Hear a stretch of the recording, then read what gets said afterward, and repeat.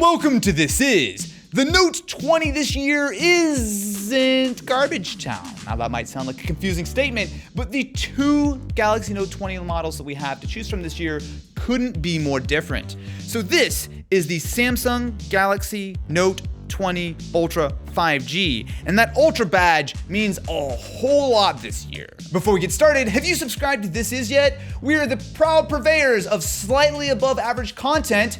It might not be as good as the main channel, but it is certainly better than any video you're going to see on this channel. Was I not supposed to say that again? So Samsung did send out their Note 20 Ultra a little bit early so we could take a look at it, and it is well, on paper, a very, very exciting phone.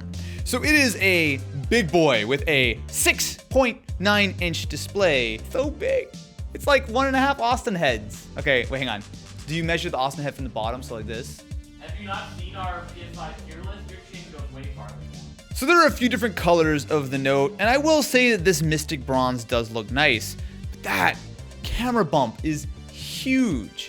Now, I will say that if you look at it, it actually does have a nice little bit of symmetry here. So you can see that all three of the cameras are about the same size, similar to what you get on something like the iPhone 11 Pro, which does have the symmetrical cameras, even though the actual sensors aren't the same size. It is nice when you look at something like the S20 Ultra. I should be more prepared for things, but it's fine. I'm gonna keep going. When you look at it compared to the I realized I like ducked out of the frame like 7 times. No, I'm self-sufficient, Kenneth Bolito. I can do it, but I was trying to talk on the microphone at the same time. Well, it didn't work. So there are a couple things that before we even get into the phone, before I even try to turn it on, I want to try. So if you have an S20 Ultra, you'll be very familiar with its space zoom camera. Now this is a periscope camera, which means that the actual camera and the sensor is sort of facing downward as opposed to straight back, which is part of the reason why the camera bump is so thick. But if you shake the S20 Ultra, you hear that?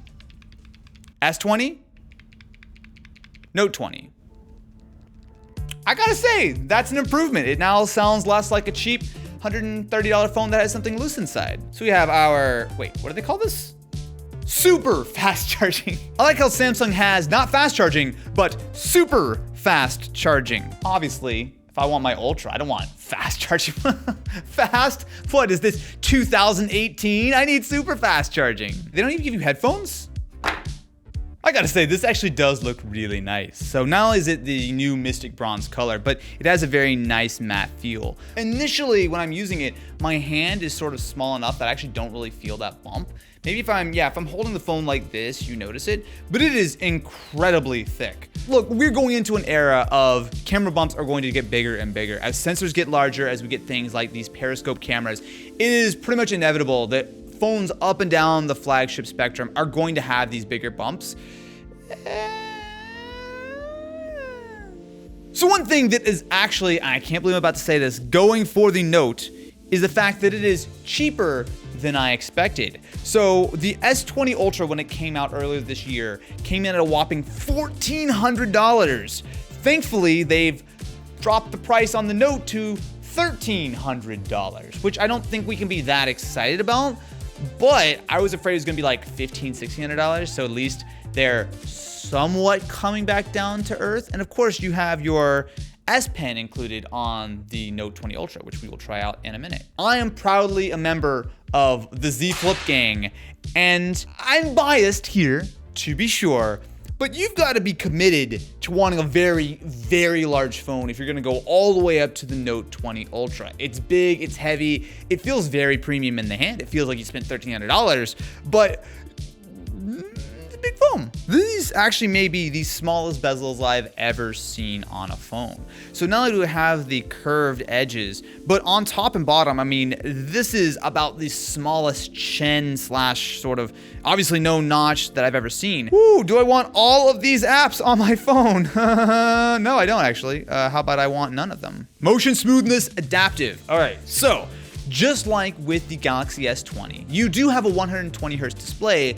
The downside though is specifically with the Ultra, you cannot run it at full resolution and full frame rate like you could on something like the OnePlus 8 Pro. So we have adaptive, which essentially means that it runs up to 120. So it will do a little bit of that sort of adjustment behind the scenes, which is fine. But if I want to do standard, I can lock it to 60. However, if I want to leave it on that and I want to go to my screen resolution, you'll see that if I go to QHD+, it's going to tell me that high refresh rate isn't supported. Your screen will change to standard refresh rate. This is something that I don't understand. Sure, it is helpful for battery life, but like other manufacturers are doing it. I mean, if OnePlus is doing it with a Samsung OLED display, why can't I have my cake and eat it too? Like seriously, this doesn't seem like it should be that difficult unless I am wildly mistaken. So yeah, I mean, look, it looks a little bit sharper when I go full resolution, especially considering how big this screen is, but it's not even a contest. I'm absolutely gonna go down to 1080p and I'm gonna run it at a full 120 FPS. So inside, we do have the latest Qualcomm Snapdragon 865 Plus processor, and we do have full support for 5G, although you should keep an eye out for that. So there is a 5G, non-5G model of, I believe, the Note 20 and the 20 Ultra. So there's also, I believe, a sub-6 versus millimeter wave. It's actually a little bit confusing on the 5G front. So before you purchase any of the Note models, definitely be sure to check with your carrier to see what is supported and what is actually included in the very expensive phone that you're purchasing. The only downside with something like the Note this year, and this actually was a problem with the S20, but specifically with the Note, is the choice of processors. So I, as someone who is based in the US, get the superior Snapdragon 865 Plus processor. It is just better battery life, better performance across the board. However, in much of the world, you're stuck with the Exynos 990. There's nothing really wrong with that processor, but it's just simply not as good as the Snapdragon, and you don't really get a choice. You can't go and choose the Exynos or choose the Snapdragon. So if you are outside the US, in many countries, you're getting the inferior processor, which is not really a deal breaker, but is not really ideal when you're spending $1,300 on a phone. So to get a little bit of a better idea of what ultimately is the big selling point of the Note 20 Ultra, the cameras, I have a couple of other competitors. So I have our iPhone 11 Pro, which generally speaking, as far as I'm concerned, is about as good as it gets on the smartphone front. And then we have the wee little $350 Google Pixel 4a, which importantly has the same lens, sensor, and processing from its bigger brothers. So the first thing that jumps out to me when you start looking at these photos side by side is that there's not a lot between them. So yes, the Note does have a much larger sensor, which means that you're getting bigger depth of field or sort of much shallower depth of field. But beyond that, things like the processing, the color, the dynamic range are actually all fairly similar. Now, when you get into the night mode, I do think the Pixel pulls out a slight advantage, and I do think that generally speaking, the iPhone does look a little bit natural in some shots, but there's not a massive difference, especially when it comes to the dynamic range. When you look at the Note, it does a very good job of reining things in, even though it technically does have a 108 megapixel sensor. Now, is it a good thing that my $1,300 phone and my $1,000 phone have roughly the same image quality as my $350 phone? Maybe, but there of course is more to it than that. Next, we have a video sample taken at 4K 30 FPS on both the iPhone as well as the Note. So this is a little test of what video looks like specifically at 4K 30 on both the iPhone, which you're looking at right now, as well as the Galaxy Note 20 Ultra.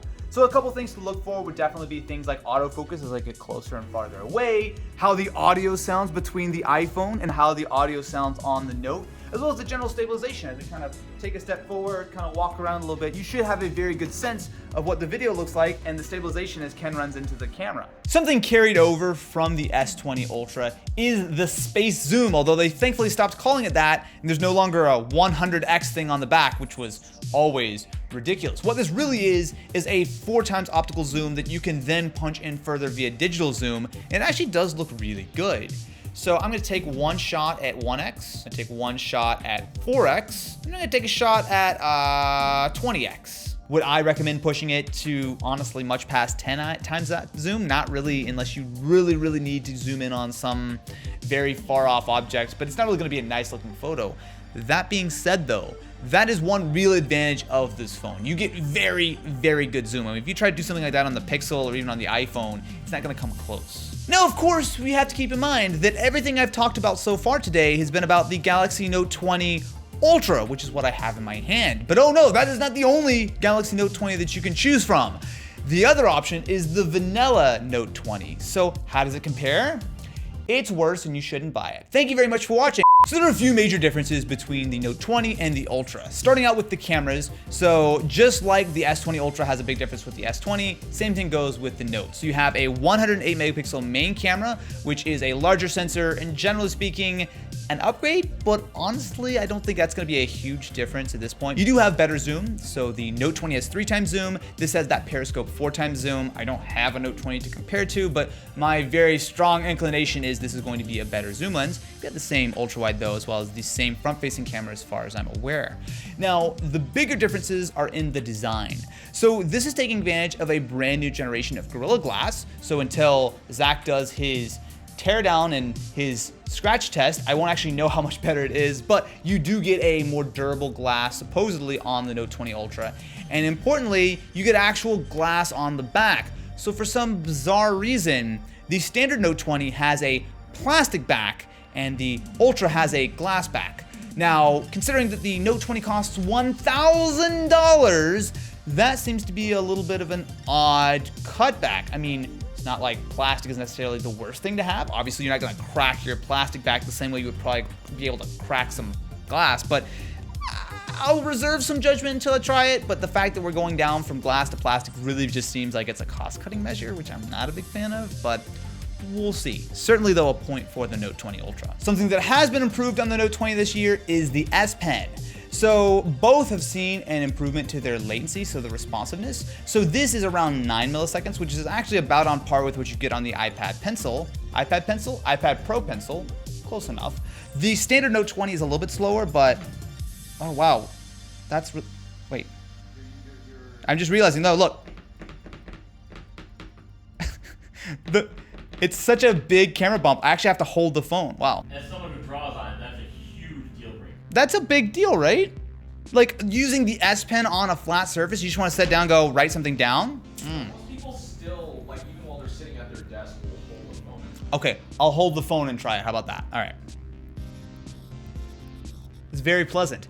Honestly, as far as responsiveness, this is incredibly fast. Like, I think we've kind of hit the point where you can't tell that big of a difference between using something like the S Pen or the Apple Pencil and actually drawing, which is really nice.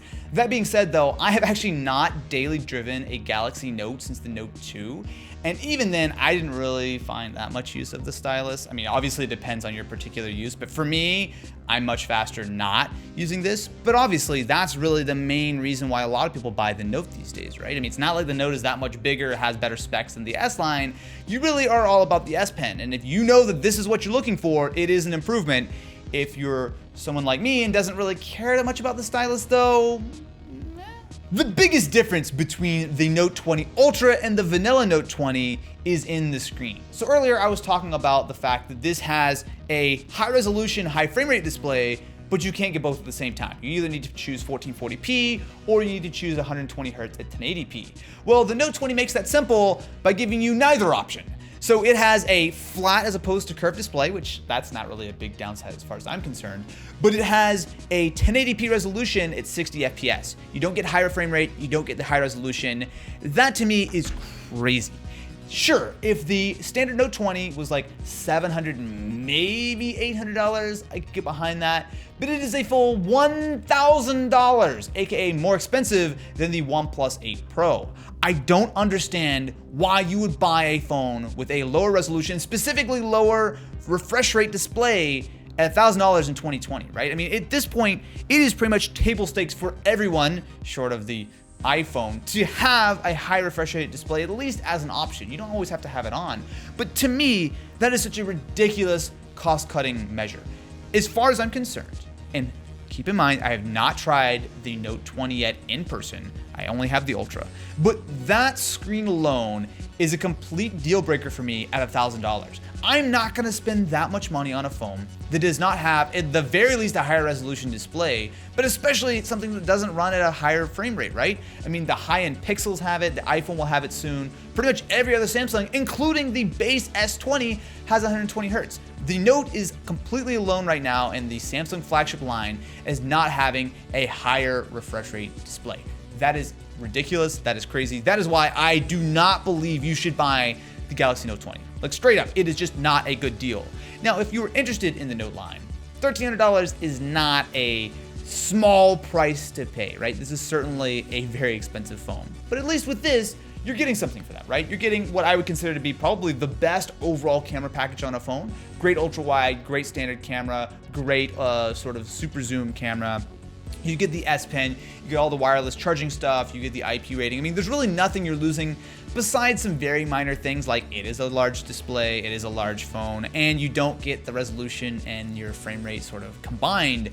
But that being said, I can justify this at $1,300, especially considering that it's actually cheaper than the S20 Ultra. But the Galaxy Note 20 Vanilla? No. Garbage Town certified. Thank you very much for watching this episode of This Is. Make sure to subscribe if you haven't already. And until next time, we're going to be going and celebrating our 100th This Is upload. I forgot to mention that. 100 videos. So if you've watched 100 of them so far, congratulations. If you've watched none of them so far, well, Congratulations.